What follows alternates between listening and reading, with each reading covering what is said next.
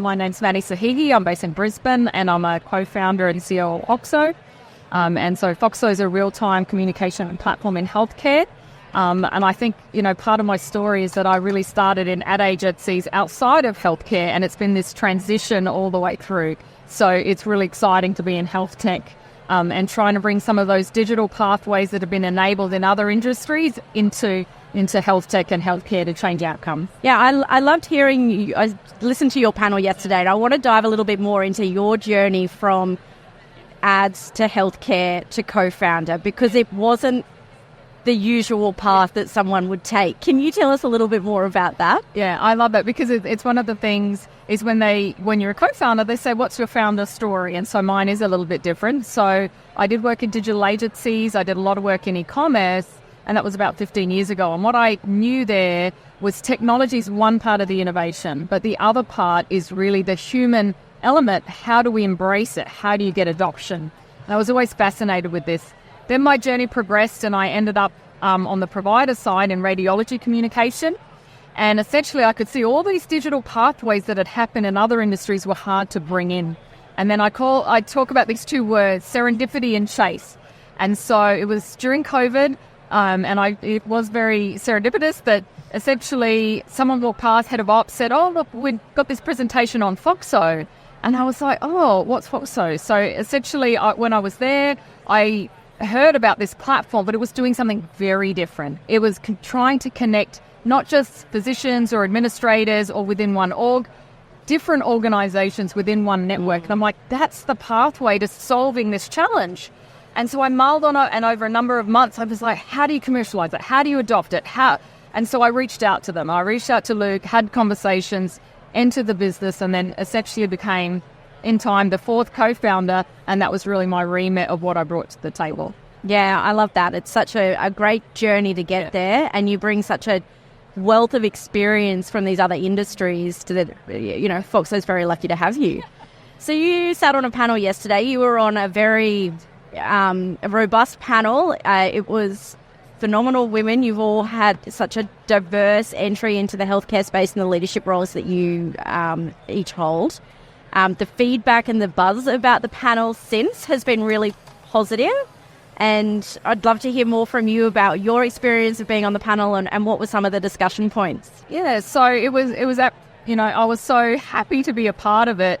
Because at the end of the day, I think the cohesive thought for all of us as women leaders, but I think all women in the audience who are leaders, because there's so much transferable skill, is that we are all trying to mentor each other and enable this leapfrog of change.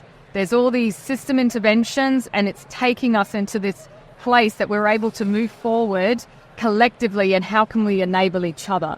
And I think sharing those personal stories that each one of the individuals on the panel was able to share helps everybody resonate. Well, this is how we can move forward.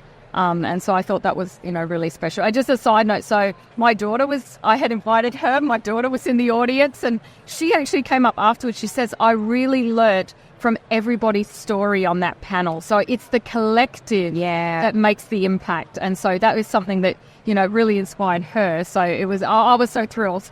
Wonderful moment to have your daughter in the audience, and to then have that takeaway of looking at you up there doing that, and then, as a role model. Wonderful. So I guess a bit of the panel is, all very different journeys. You all have had the challenges in growing companies in, so Kate worked for the last 20 years with Alcidian. You, across the industries that you've been with, and Foxo is a younger company. What were some of the threads in the challenges, and I guess how they've been overcome across the panel? So I love to draw on the other stories and how they resonated with me. That was very inspiring. So one of the quotes was, be your authentic self. Yeah. And I really like that. And so I'll share this as a story.